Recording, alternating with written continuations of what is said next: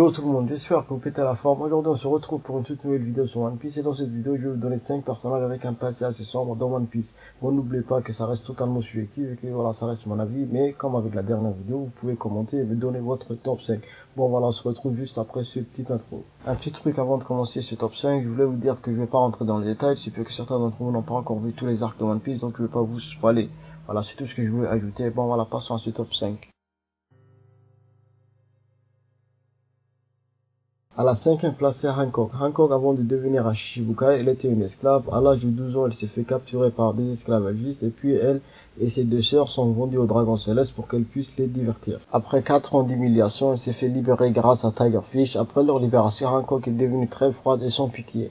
Mais depuis qu'elle a rencontré Luffy, elle est devenue plus cool. Bon, voilà, c'est tellement cool avec lui, quoi. À la 4e place, c'est Doflamingo. Même si on va pas se mentir, c'est un enculé. Mais voilà, son passé reste très très sombre. Le père de Doffy voulait vivre une vie simple comme tout le monde, mais le problème c'est que quand tu fais partie des dragons célestes, tu ne peux pas être normal et être un dragon céleste en même temps. Donc ce qu'il a fait, c'est de se retirer et ne plus être un dragon céleste. Et c'est là que les problèmes ont réellement commencé pour eux.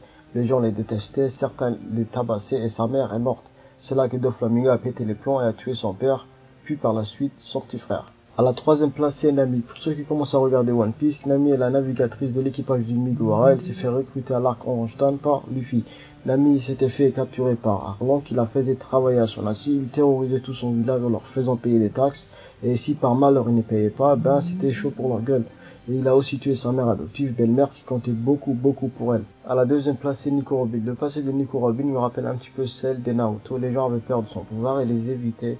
Les parents disaient à leurs enfants de pas traîner avec elle. Les enfants la traitaient de démon à cause de son pouvoir. C'est peut-être un clin d'œil entre mangaka, qui sait.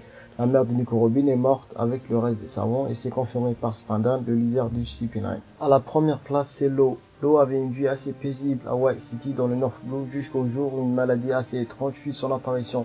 De peur que cette maladie soit contagieuse, le gouvernement mondial a décidé de massacrer toutes les personnes qui vivaient à White City et c'est là que Law a complètement changé. Il a perdu ses parents, sa petite sœur, la bonne sœur qui lui a promis qu'elle va revenir le sauver et il s'est enfui en se cachant sous les cadavres et c'est là qu'il a rencontré Doflamingo.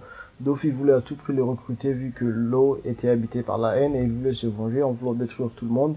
Et comme Doffy aime ce genre de personnes, il était prêt à le recruter. Et c'est encore là que Corazon a fait son apparition. Il l'emmène avec lui pour essayer de le soigner, mais à chaque fois qu'il partait dans un hôpital, tout le monde le rejetait à cause de sa maladie. Et c'est là qu'il a entendu parler d'un fruit du démon qui pouvait lui permettre de vivre. Et il réussit à trouver ce fruit du démon et à lui faire manger.